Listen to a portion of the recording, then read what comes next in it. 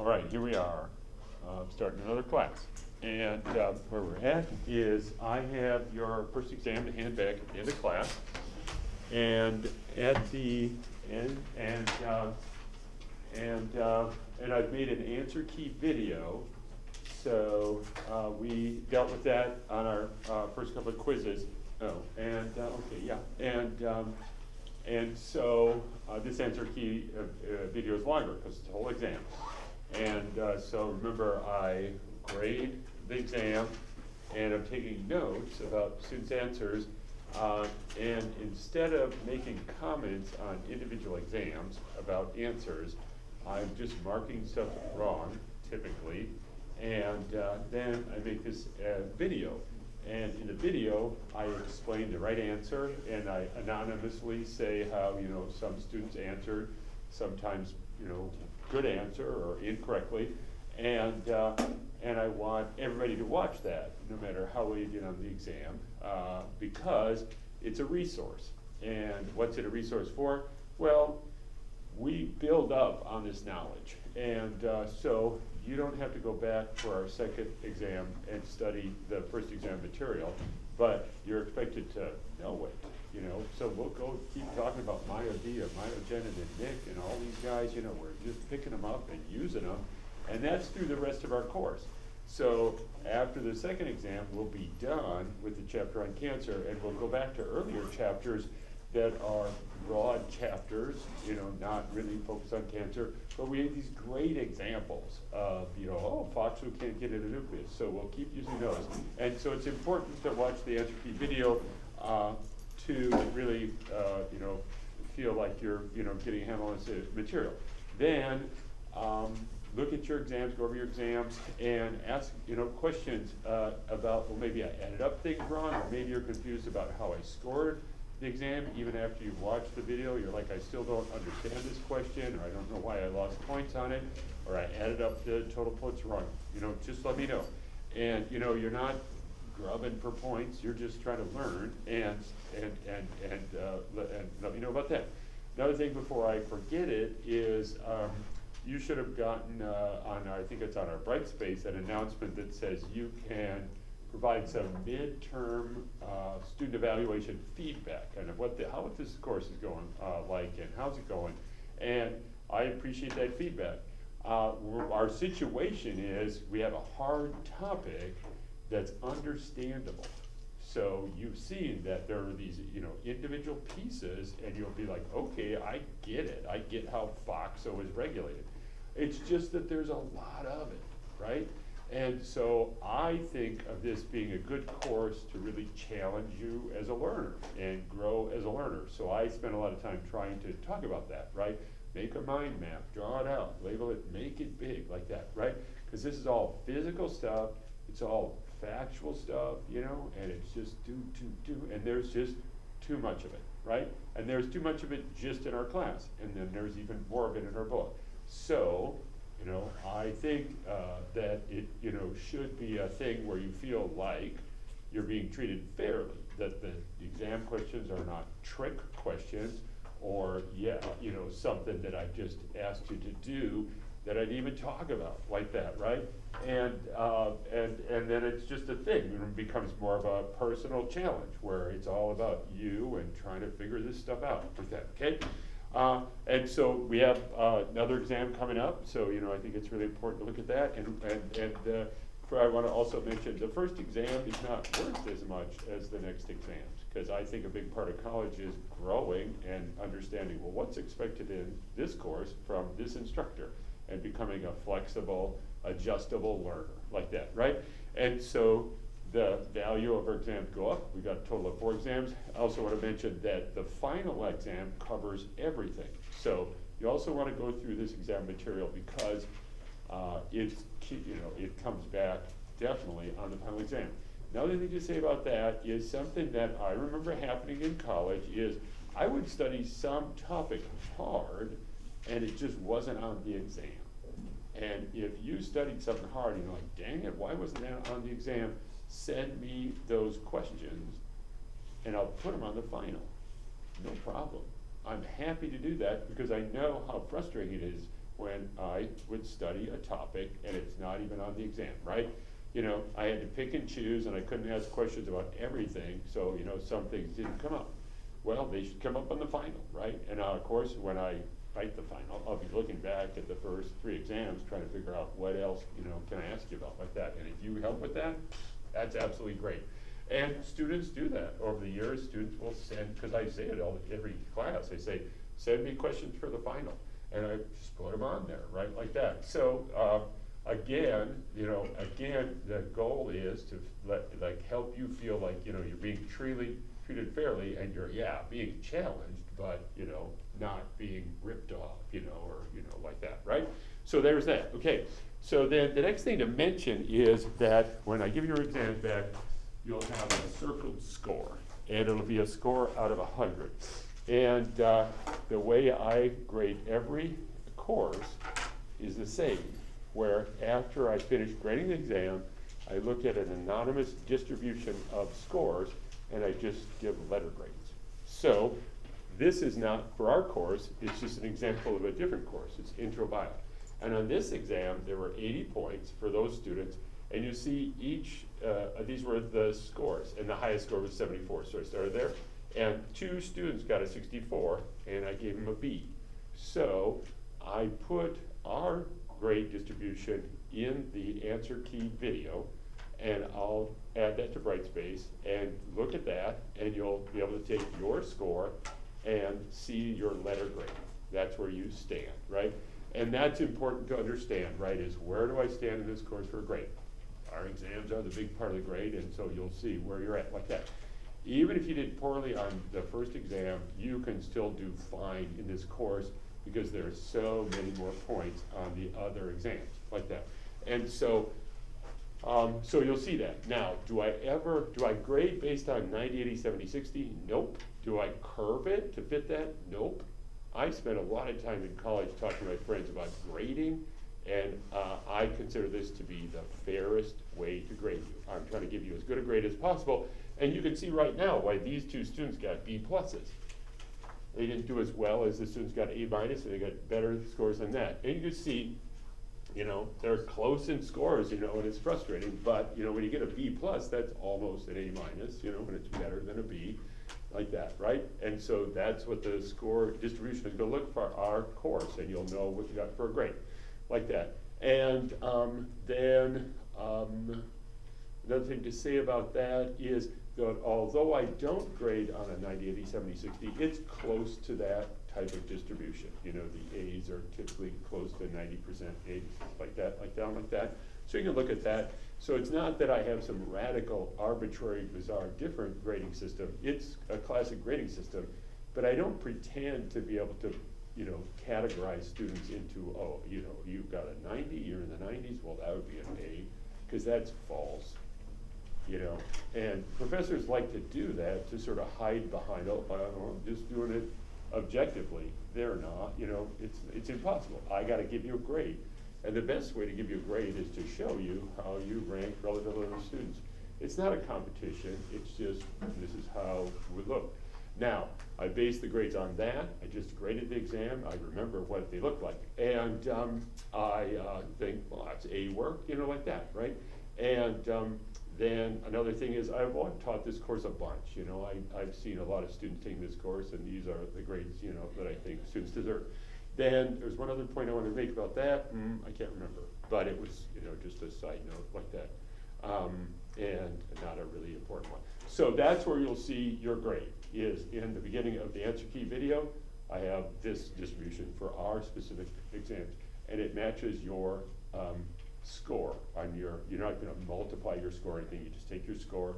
Look on the answer key video, you should see yourself on there, and that's your grade, okay? And I want to follow up on that. You know, I take all of this very seriously, and I'm, you know, again, I think it's a good course to, you know, really challenge people in, okay? So that's where they're at.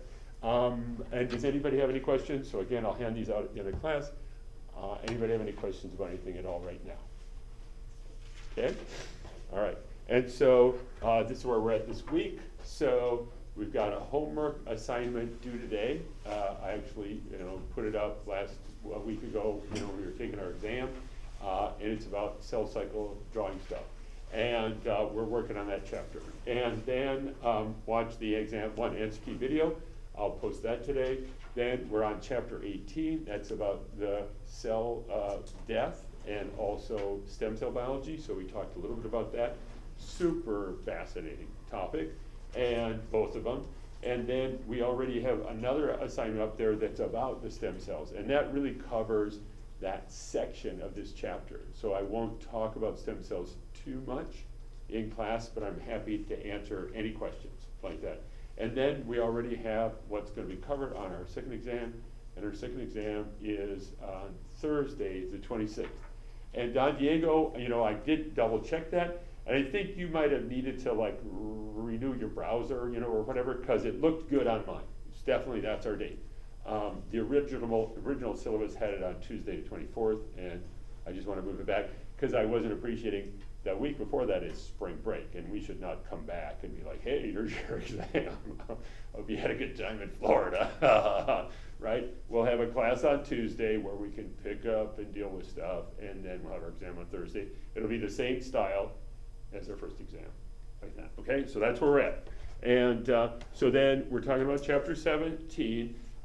This phases of mitosis, that's really dealt with in our assignment that's due today. So there's a chunk of this chapter where the book talks about what happens during mitosis, and it's, you know, some of it is from intrabio. Metaphase, anaphase, prophase, metaphase, anaphase, telophase, cytokinesis, some steps like that, chromosomes dividing. There's also in the video some stuff about comparing mitosis with meiosis, like that. So we're going to cover that material, and I do that mostly in today's assignment. So where we're at is we want to talk about that, more about that regulation of the entry into mitosis, but we're always kind of leading into start, because start is the big regulated step. That's when the finger pushes the button to start the cell cycle. That's when PDGF and other growth factors push the button to start the cell cycle. And so I keep wanting to talk a little bit about that, talk about it. And so we talked about this, we talked about how for these, in the next chapter, these scientists famously discovered how to turn any cell into a stem cell. And that's a huge concept that we talked about last week. That's just fascinating, because you could take any cell from your body, a brain cell, that's not going to divide again until you die, you know, not going to divide again in your lifetime, right? And all you have to do to drive it back into the cell cycle is force the expression of MYC. And it's just stunning to see that, you know, that it's got genomic equivalence, it's all got DNA methylation, but you can take a muscle cell, a brain cell, a liver cell, and through forcing the expression of these 4 genes, you can get them to remove a lot of the DNA methylation and just MYC itself. MYC is a transcription factor. It's got large target genes that they're all involved in pushing the button, making that start light turn green, like that. It's shocking to see that that's just the normal MYC. We're just forcing it. Yep, Chase? Did you say like the MYC protein itself forces the expression of those genes, or MYC itself is one of those 4 genes? MYC is one of the 4 genes, so that's on this list here. And we don't need to remember the other 3 genes. We need to remember they're all transcription factors. So that means they're going to turn on a bunch of genes. What genes? Well, our cells have all the genes, right? It's a very fascinating aspect of human biology and eukaryotic cellular biology in animals and plants, this genomic equivalence.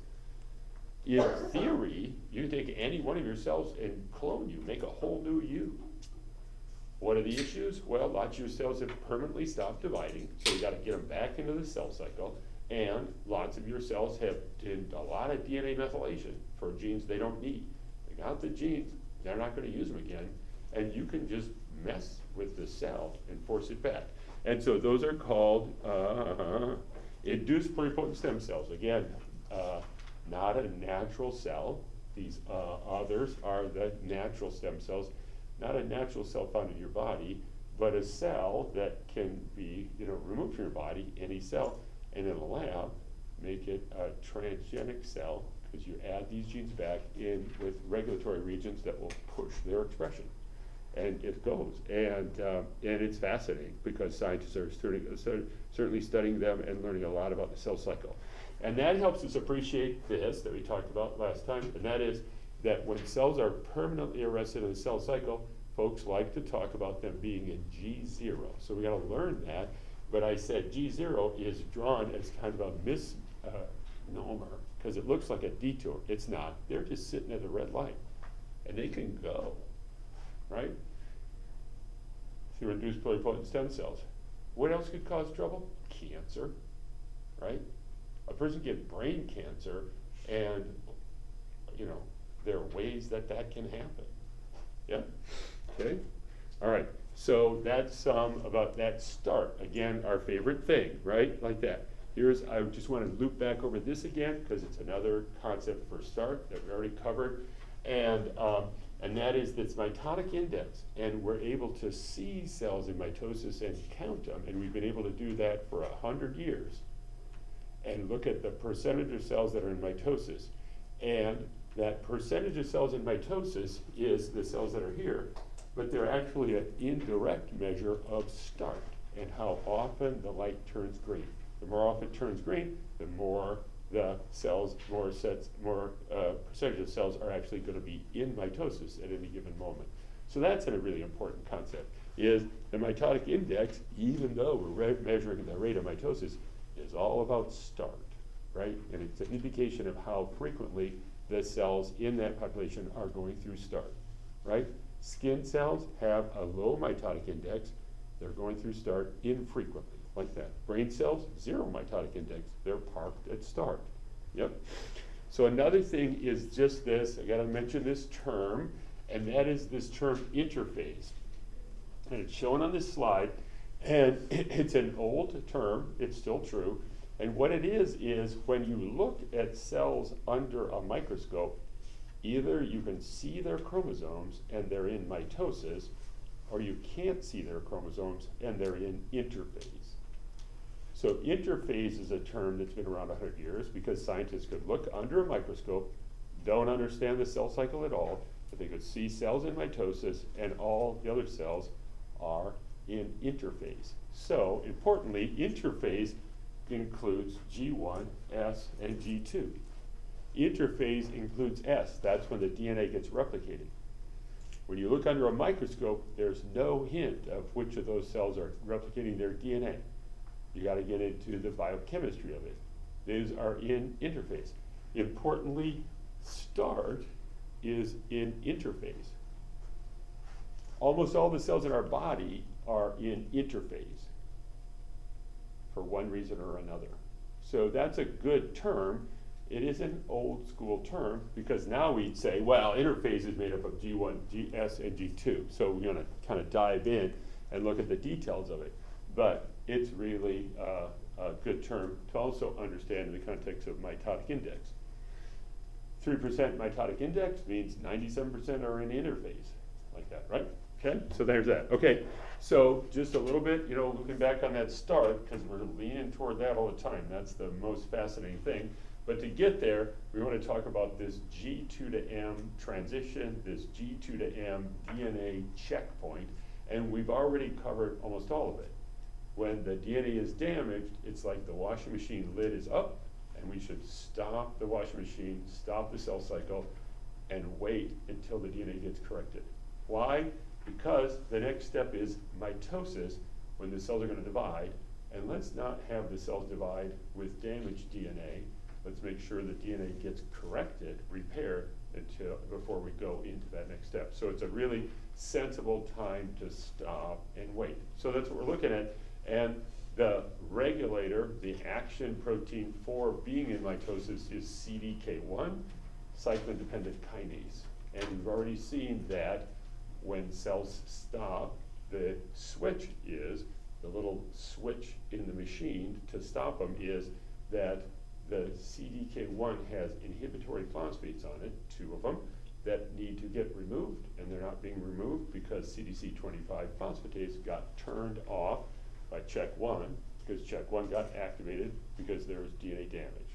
So we have a cascade that we learned about like that, okay?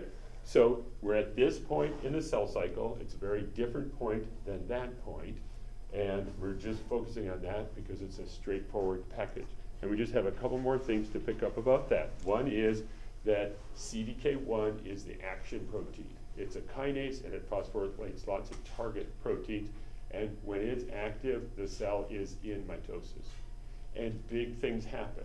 The nucleus breaks down in most eukaryotic cells, the chromosomes condense. And their reason they're doing that is because CDK1 is phosphorylating at all its targets. And it's got lots and lots of targets, so it's got a couple of helpers.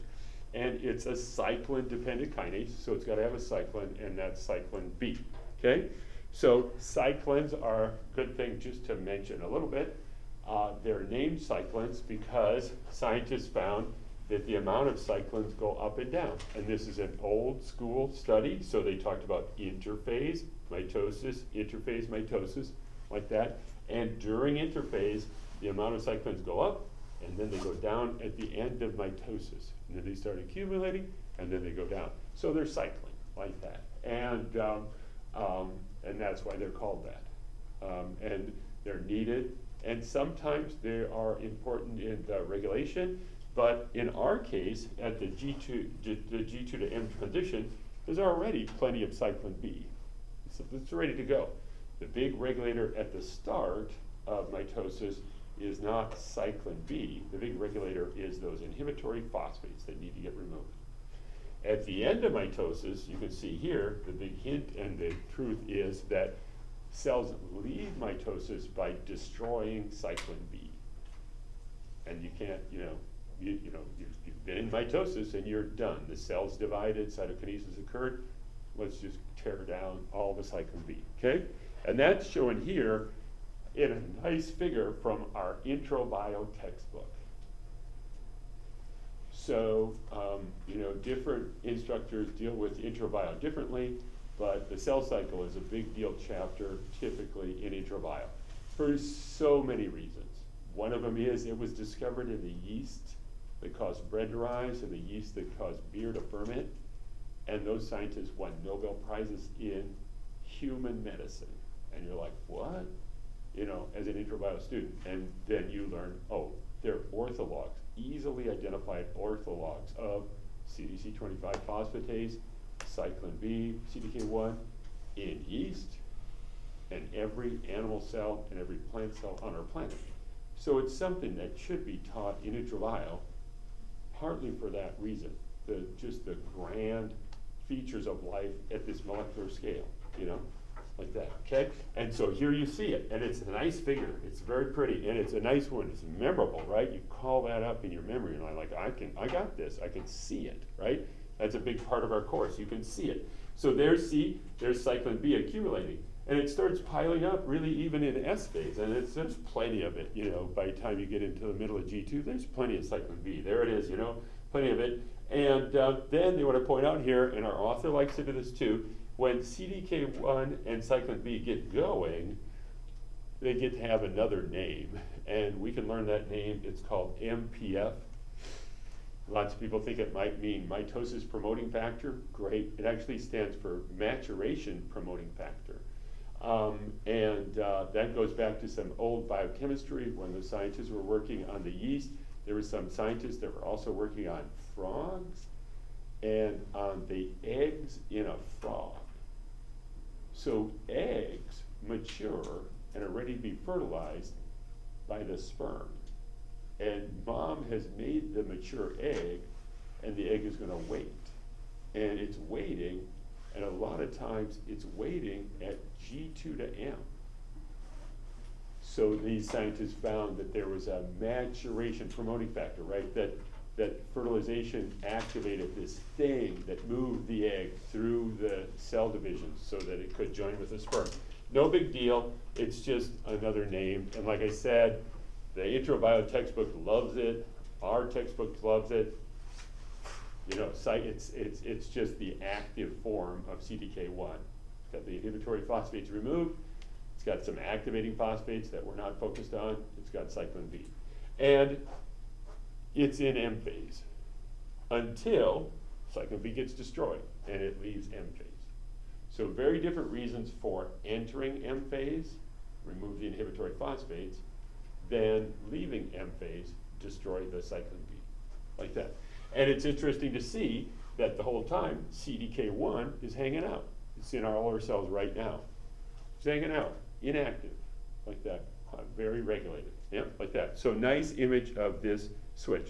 And again, MPF is cyclin B and the active form of CDK1, okay?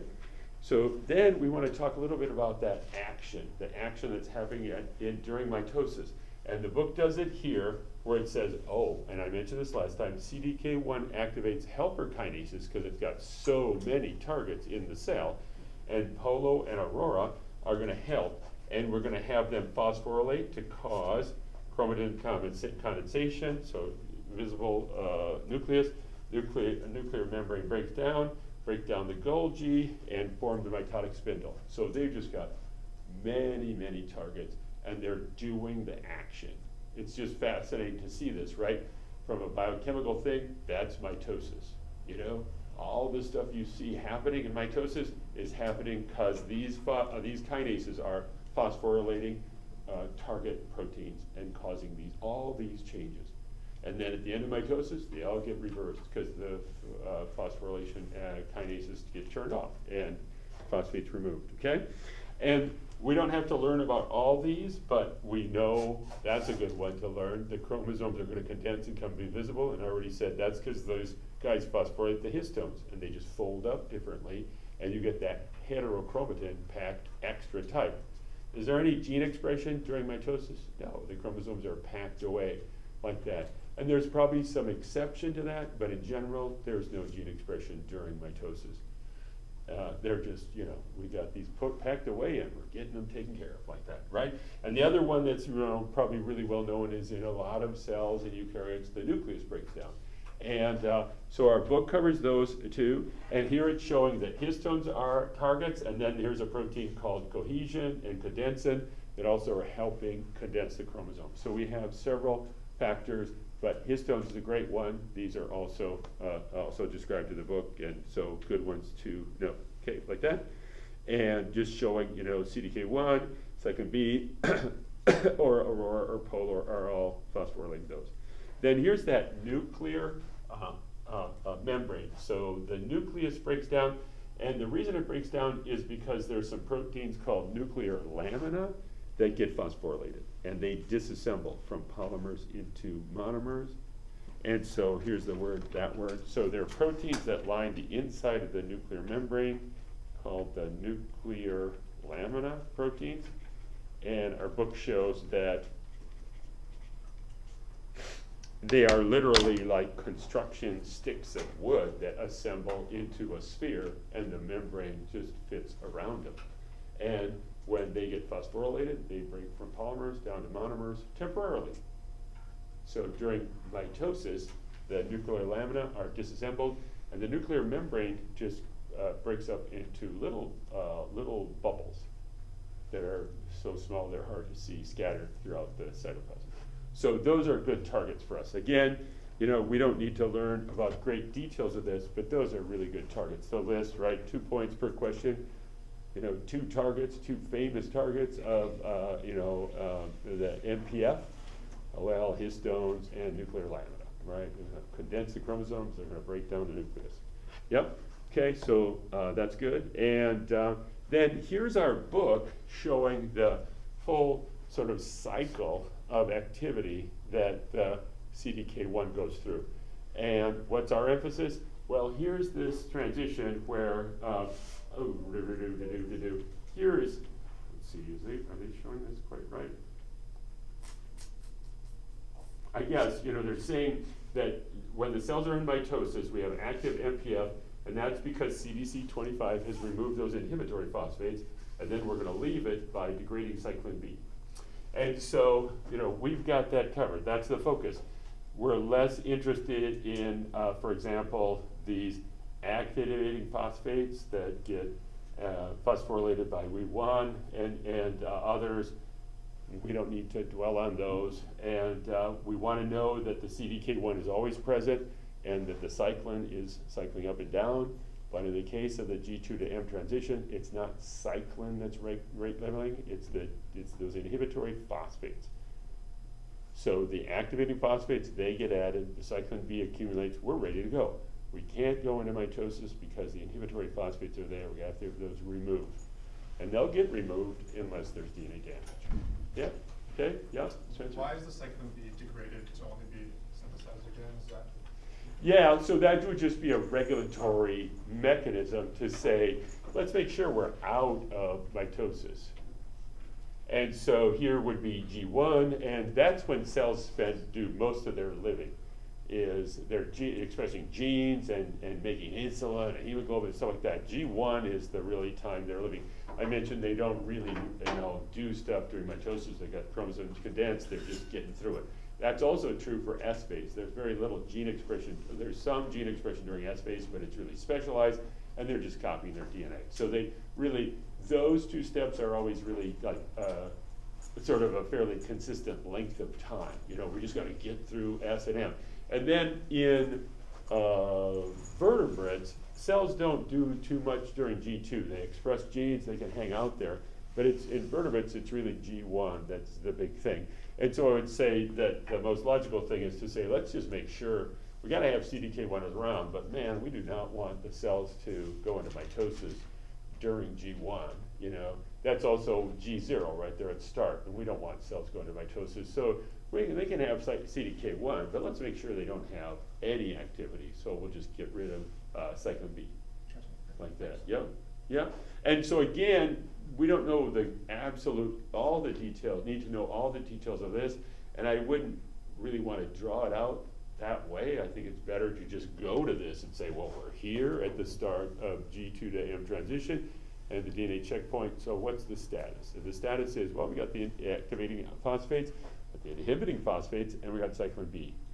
What do we need to do to go into M? We got to get rid of those inhibitory phosphates. Who does that? CDC25 phosphatase. Who's regulated that? CDC20 phosphate. Check one. Who's regulated that? DNA damage. Okay? Like that. Okay? And so there again is this odd figure that the book uses, artist uses a summary figure where we're learning about just this path in the G2 to M transition. Like that. I'll just point out up here, it's kind of interesting to see this, and you'll be like, this doesn't make too much sense. But the kind of DNA damage that's being monitored there is especially what's called single cell damage, which would be you've been at the beach too long. You've got some mutations that we want to correct. And we can correct it because the DNA is double-stranded, and we just need to figure out where the single-stranded damage is and fix it. The other thing is that there's this thing where we're like, what if there's some unreplicated DNA? And you're like, why would there be unreplicated DNA? So that's supposed to get finished during S phase. And as for S phase, we have G2. So my gosh, I hope you finished replicating the DNA. So I'll just mention that in lots of early embryos, the cells are dividing really fast. And those are the early embryos of organisms that are not mammals. So that's a lot. And those organisms lay eggs or release eggs into the environment, and they are vulnerable to predators.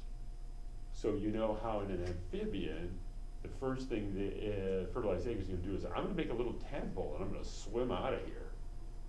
And in a bird, there's the nest, and there are predators that get in the nest. So let's get that little baby bird hatching.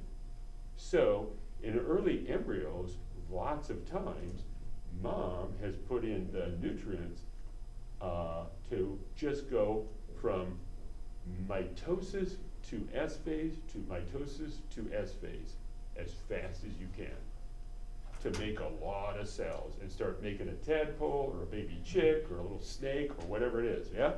And so it's just kind of deceiving, but it's true that the G2 to M transition is also ready for times in an organism's life cycle where all they're doing is copying the DNA, and as soon as you get that DNA copied, let's go, let's divide the cell, because we're going to divide and copy and divide and copy as fast as we can.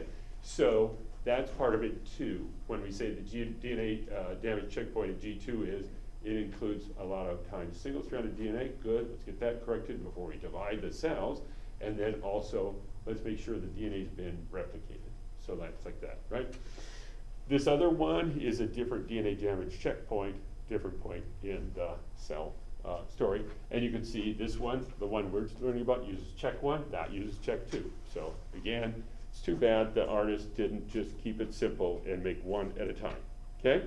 And with that, we're really done talking about the G2 dam transition. You know, we have a bunch of good stuff to say about it. So we can go back to this, right? And because the book covers it as well, you know, and you might still be looking at that and thinking about it and learning about it and asking questions about that. But does anybody have any questions about anything at all right now?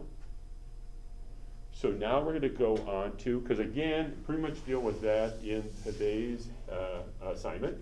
And then we just dealt with that. We want it to be kind of a package of learning at that time in the cell cycle. And now we're going to start diving into START and take care of START, okay? So the first thing to do is to mention again that we've got numbers on the CDKs and letters on the cyclins, and we don't have to keep track of those. At START, going into S phase, there are members of the CDK family that are the action proteins. So when a cell goes through the G1 to S transition, through START, through restriction point, what it means is those CDKs are active and phosphorylating targets. And of course, the targets are different. They're different members of the CDK family. They're phosphorylating different targets. What kind of targets? DNA replication targets. Let's replicate the DNA like that. Yep, okay. So again, that's that. So in that sense, we're talking about a similar thing. We've got to activate some CDKs. Okay, and so what about these CDKs and how are they regulated? And so I just want to read this Wikipedia page because again, multiple names for START, G1 to S transition, or restriction point. And I just thought this was nice. Wikipedia is pretty nice in the first couple paragraphs. The restriction point, also known as the START or G1 to S checkpoint. And so you see, Wikipedia is happy with that. People who are really into the cell cycle are like, the checkpoints are really these internal control points. No, I don't want to say control points. They're internal checkpoints. Is the washing machine lit up? Is the balance off? This is different. This is a control point. We're controlling the cell cycle externally. So people who are really into it don't like to call that the G1 to S checkpoint. They would call it a G1 to S control point. And the most common thing they'd like to call it is the G1 to S transition, because we're transitioning from G1 to S, literally, like that, okay? So, kind of a detail, but, people are fussy, right? The animal cell cycle, which the cell becomes committed to the cell cycle, right? And after which extracellular signals are no longer required to stimulate proliferation. The defining biochemical feature of the restriction point is the activation of G1 to S and S-phase cyclin CDK complexes. So that's the key thing, which in turn phosphorylate proteins that initiate DNA replication, centrosome duplication, and other early cell cycle events. It is one of the three main cell cycle checkpoints, the other two being the G2 to M DNA damage checkpoint and the spindle checkpoint, right? So we agree with that. Great, like that, nice summary. This woman who has skin cancer has a problem with START. People who have cancer have problems with START. One problem or another with START. Their cells are going through START too much, too frequently. They have a high mitotic index. Yep, okay. And then here is a nice figure to look at because it just shows you this. Oh my goodness. It says, here's a pathway. We're going to have some growth factors like maybe PDGF under a scab, and they're going to activate maybe a signal transduction path like RAS and MAP kinases, and we're going to synthesize some cyclins. So it's saying that ALK, phosphorylated ALK, is going to be a transcription factor that acts activating gene expression, and it might activate MYC, other transcription factors, but somebody is going to activate, somebody's gonna bind to the cis regulatory region of these cyclins. And again, they're a different letter. It's not, we're talking about G2 to M, G1 to S. And what it's saying is that can be the rate limiting step. The light is red because we don't have enough cycling. And if we make enough cycling, we'll go. And who likes to do that? Mick. And it's a dangerous, almost oversimplification, because there are many different ways to have a rate limiting step, and we'll learn about a couple. But this is a factual one, like that. Like probably in our skin cells rate limiting step is not enough cycling.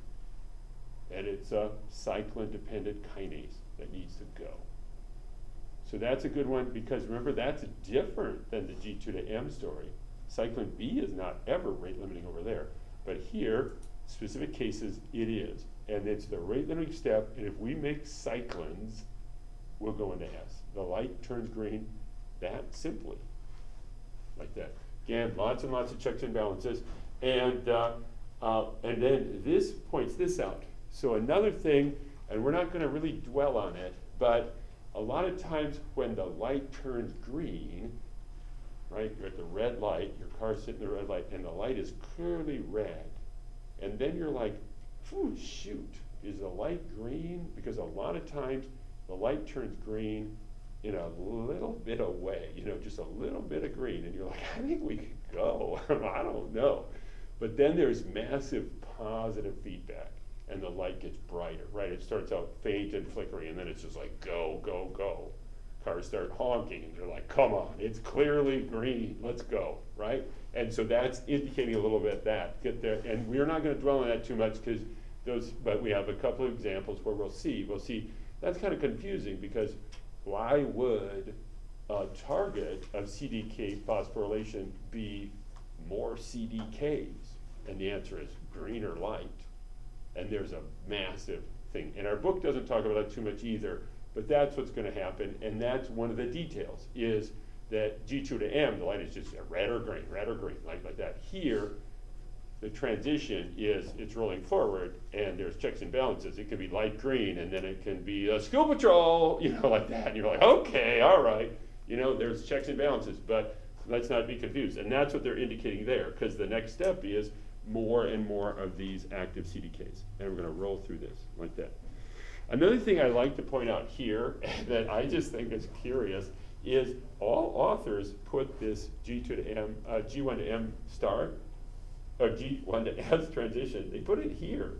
Like there's still some G1 left, and there really isn't. Because we'll see the targets are like, we are going to start copying DNA, And so it's curious, because it really is a G1 to S transition. And there's reason they put it there, and part of that, again, is this feedback. We're here to like, oh, okay, all right. It's going to take us a block to really get this car moving forward fast. Yeah, so don't be confused with that, because we'll see the targets we want to learn about are like, whoosh, yeah, there's some, we'll talk about it, right, like that, right? So again, this is that pathway, right? We have a visual on that pathway, and you could literally draw out all the steps. And the steps just include, from the first exam to the second, the addition of the targets of ALK1 include transcription factors like MYC and others who are going to bind to cyclins and get those expressed, and that's all it takes. The light turns green, So we just have a little bit of addition. And remember, this is kind of the big theme of our whole course, is transcription factor regulation, how growth factors can regulate transcription factors like L, phosphorylated L, and then they're going to activate gene expression, and it's going to push the cell through the cell cycle, like that, right? And of course, that's what's gone wrong in some cancer patients, at that pathway. And there are many pathways and many checks and balances, but we got one right there, okay? And it's great. So here's a first example of this idea that when the light turns green, we're in S phase. So it goes like this. So along a chromosome, and we can kind of draw this out. The chromosomes are really long, and when it's time to copy the chromosomes, we can't just start at one end and start copying them. We have to start in multiple places. So along a chromosome, there are many, many places that are called origins of replication.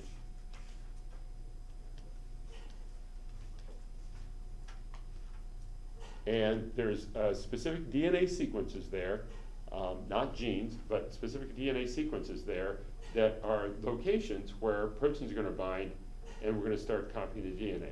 And that means ultimately we're going to get DNA polymerase there, and we're going to get it to start, separating the strands and copying the DNA. And we're going to make these replication bubbles that you may have learned about, in introbio, where we're going to start splitting the DNA open and start copying it two directions. So the replication bubble gets bigger and bigger. And at every site, every origin of replication, we start copying the DNA, and the replication bubbles get bigger and bigger as we do it, and that's how we copy them. So we have lots of origins of replications, and a set of proteins assembled there, a bunch of different proteins assembled there that are helper proteins, to get these action going. So in addition to DNA polymerase, we get several proteins there that are going to help do things like, they're going to unwind the DNA, help the DNA get separated, and things like that, okay? And that's what this figure is about. And I think there's just one protein we'll learn about on this figure, I think. Maybe there's more, but we'll look at it, okay? And it's this yellow one, and it's called MCM. And so this is not a gene, it's an origin of replication. And who gets assembled there is MCM, and then some other proteins, and then there's a CDK cyclin complex that starts phosphorylating proteins, including MCM. So, in a very different place in our course, we talked about the G to M transition, and then the cyclin B CDK1 gets active, and it phosphorylates targets that are functional targets. The histones are going to condense the chromosomes. The nuclear laminar causes breakdown. Now we're at this very different point in the cell cycle, and the CDKs are different CDKs with different targets. And the targets are, let's copy DNA. And so this is the only one of let's copy DNA target, and it's MCM. It gets phosphorylated, and it's at all these origins of replication, and it just says, let's get going. So literally, when the light turns green, we want to go into S phase. And we'll have a very different example of S phase, but this is a really good one. It's also satisfying, sometimes it's satisfying to hear the names, right? So it's satisfying, I think, to describe the name of MCM. So MCM stands for, and this is kind of like an experimental example of like, well, what's going on here? But it's cool to hear this. It stands for mini chromosome maintenance.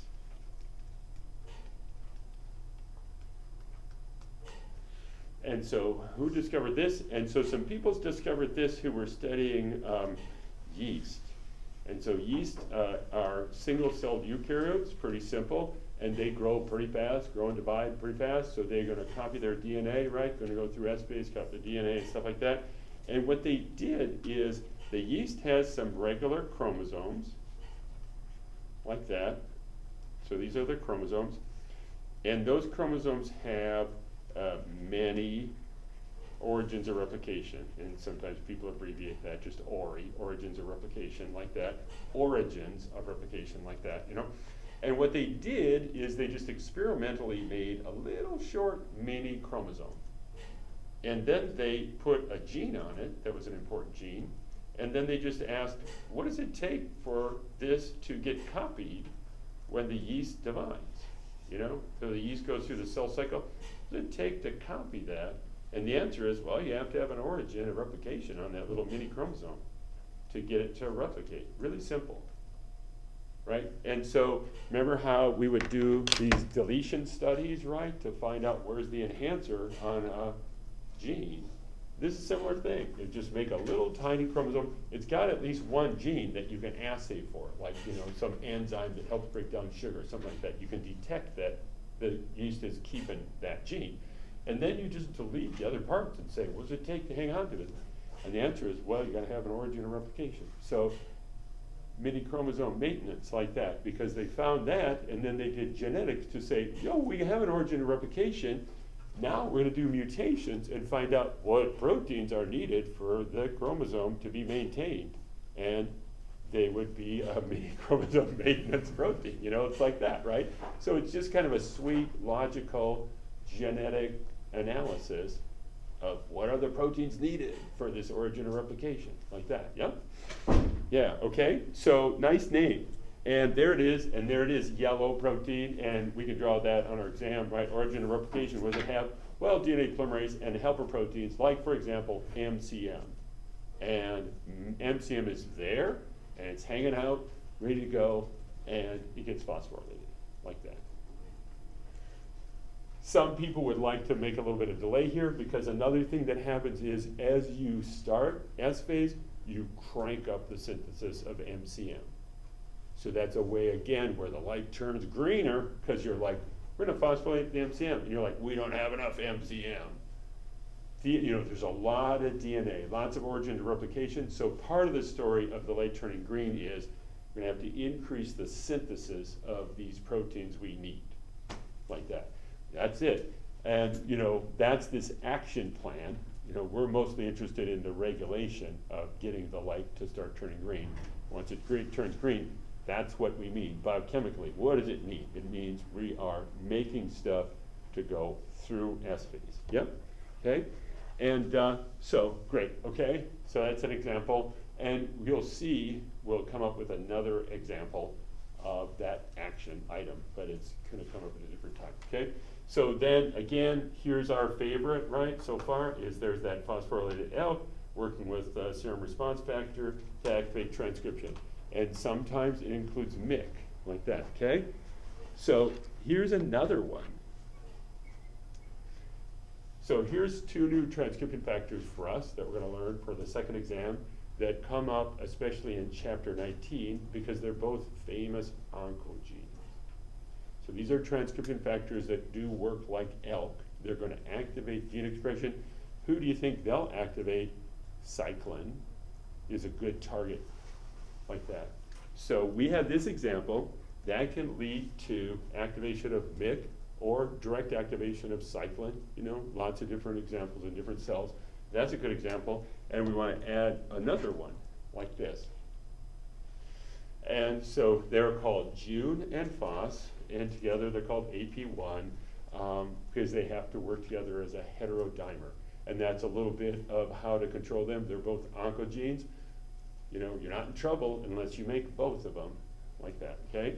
And you'll see that this is an example here where they were originally discovered as members in this group of genes that were identified in the 1970s as oncogenic retroviruses. So accidentally making June or Phos would cause trouble in when the virus infected a cell. So they have been discovered for a long time ago, and they've been studied for a long time. Okay, and so here's something here. Okay, so ALK in some cases can activate expression of Phos or June. And so we just have to be ready a little bit for the idea that sometimes ALK activates MYC and MYC activates cyclin. Other cells, other times, ALK might activate Phos. And Phos is the rate limiting step. June's already there. We just need some Phos and we'll activate cyclin. So the target could be the same. Gosh, we're just rate limited for cyclin. We got to transcribe this cyclin gene. How are we going to do that? Sometimes it could be MYC, sometimes June or Phos, like that. Okay? So one thing we can do here is this, and that is we could say that here's a cyclin gene, and in its cis-regulatory region, we know it's got a binding site for phosphorylated ALK, and it's also got another enhancer where it could bind this other protein, June Phos. And some cis-regulatory regions have multiple enhancers, like that. And it's just, you know, ready in different settings. You know, in this cell, oh, yep, I'm gonna activate that, right? Because, right, we already learned that it also could have another enhancer out here that binds MYC. And in some cells, we don't need all those. Maybe we just need one of those as the setup. In other cell types, maybe we need both of, you know, 2 out of the 3, like that, to get a regulation of it. In this setting, what we're saying is that often a rate limiting step in the start is we need a genomic response to a growth factor. So something like PDGF is going to have to cause a cellular response that includes new gene expression. And most often, and for our course, what we need to make some cyclin. And that means we need to increase or, you know, activate the cyclin gene expression. And there are some different ways to get it done. And it would be just different cells require different pathways to get to that target gene. Okay? So that's a thing, you know, like why do we say start's complicated? Because there's lots of checks and balances, there's lots of ways to get the job done, like that, in different settings, okay? So that's happening there, and then here's another transcription factor, right? So this is one that we learned about briefly for our first exam, and it's in the Wnt signaling pathway, and it's this massively famous signaling pathway that's found in all animals on our planet. So every animal on our planet has orthologs of beta-catenin, its receptor frizzle, the proteins in the cascade signal transduction, and this transcription factor beta-catenin. And one thing that Wnt can do sometimes is stimulate growth during the formation of animals on our planet. And it does that by having beta-catenin stabilized and overcome repression of gene, and it could be, target gene could be MYC or cyclin. And if it's MYC, oh, that's probably gonna go on to activate cyclin, you know, but it could directly do cyclin. So we gotta go over here and say, you know what? For this cyclin gene, there's also a enhancer, how are we doing? Doing fine. Enhancer that can bind this TCF, which is a co-repressor. And in some cells, none of those other things can overcome the repression. In some cells, to get that rate limiting amount of cyclin increased, we gotta get beta-catenin in here. Like that, you know, and again, complicated, but this is a good gene for us to draw. Most of the time in our course, we're just talking about one enhancer. Myogenin, that has an enhancer for MyoD. Almost every gene has more than one enhancer, more than one way to get it going. And here's a gene that is, in different settings, the rate limiting step in the G1 to S transition into S phase. And it has different ways to activate it in different settings. Some of them are super famous oncogenes, June, Foss, MYC, like that. Others are not famous oncogenes, but beta-catenin can be in trouble in cancer stories too, like that. Yep, okay, so just that, you know. And some of this comes up in chapter 17 in the cell cycle. Some of it's going to come up in chapter 19. So that's where the book talks about June and Foss, but that's going to be on our exam. So let's just bundle this together. As we introduce the start and the transition to S phase, let's talk about cyclins being often the rate limiting step. We've got to make them. Got to have a genomic response. Who can do that? The answer is a variety of proteins in different cell settings, right? Like that, right? Okay, great, okay? And you know, that's all happening here, like that, and we gotta make those. That's an example of regulating start, okay? So here's just a short list of some MYC target genes. And you can see it's got cyclins, but it's also activating other target genes. So even though the cyclin might be rate limiting, usually we're going to activate a bunch of genes to get things going. We got the central green light, but we might also activate the headlights or some, other features that are like, we're going to want this happening too. It's not rate limiting, but we're going to want the headlights going, like that. So lots of target genes for these transcription factors to push the cell through start, even though there's going to be one that's rate limiting, okay? And we're up here, just reminding us where we are, and we're pushing that button with PDGF, and we've got to activate the CDKs at start, sometimes by making more cyclin, okay? And we'll just skip that and go to this. So here's a figure from your book, and it's a very nice figure. And this is the cyclins at start. And there are 3 famous ways of regulating the cyclins. And we have been talking about this one, CDKs. And we've been talking about this one. You gotta make cyclin. So there's some examples that fit into that. The CDK is not activated because we need cyclin, okay? And we're gonna have a list, see, for us, examples of CDK regulation, and when we're at start, cyclins are a big regulator.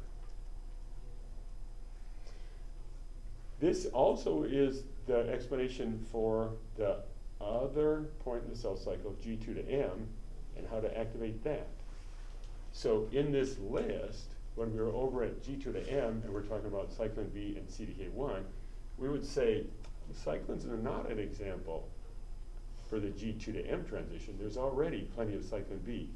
So this cyclin example is a good one because it's very different at those 2 points in the cell cycle. So here at the G2 to M transition, cyclin B is not the rate limiting step. The rate limiting step is a story about phosphorylation and removing phosphines. But over at start, very often, cyclins can be the rate limiting step. So very different story. And we gotta make more. We need more cyclins. That means genomic response. Get some transcription factor to activate, increase cyclin production. So see, very nice. Compare and contrast between those 2 points in the cell cycle with regard to the regulation. Again, cyclin B, not a story in regulating G2 to M. The other cyclins, big often in this one, okay? Okay, so then also phosphorylation. Phosphorylation is the big story at G2 to M.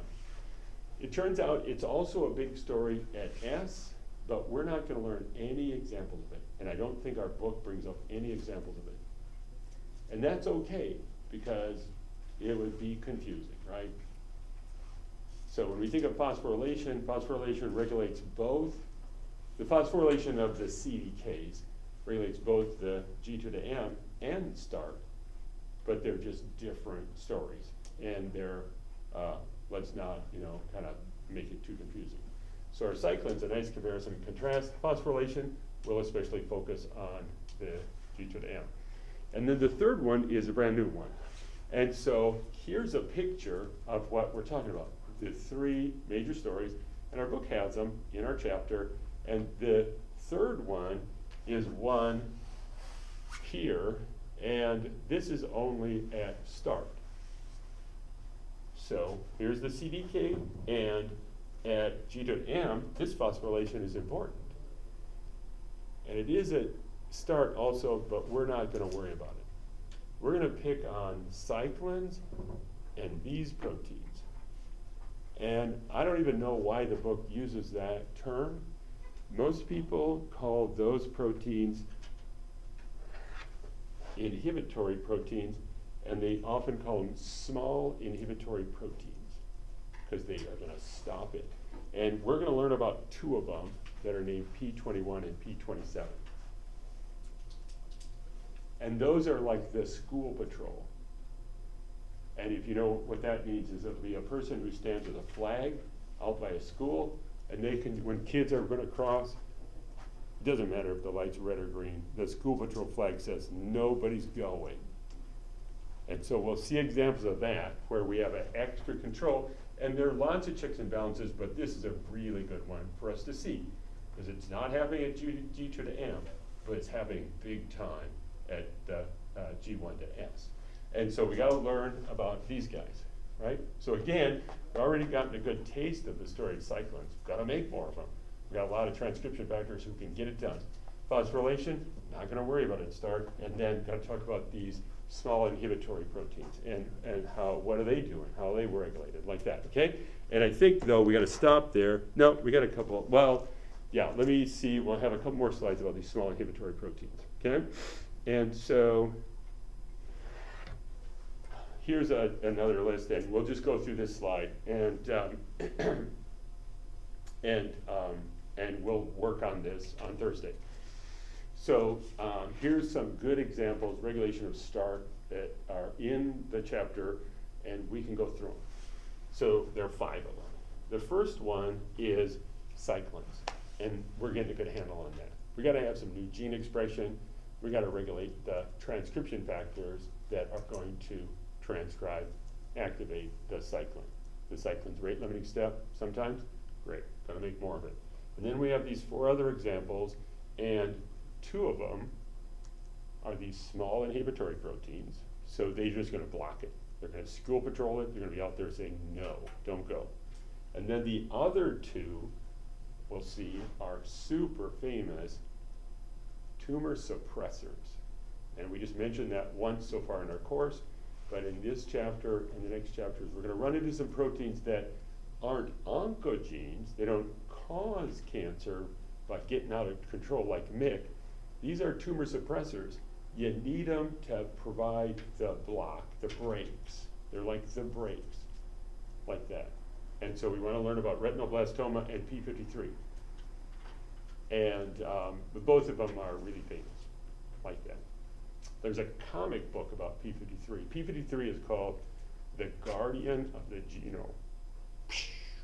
So that's a good place to stop. So let's stop there. I'm gonna hand back the exam. You'll see a circled score, and you'll take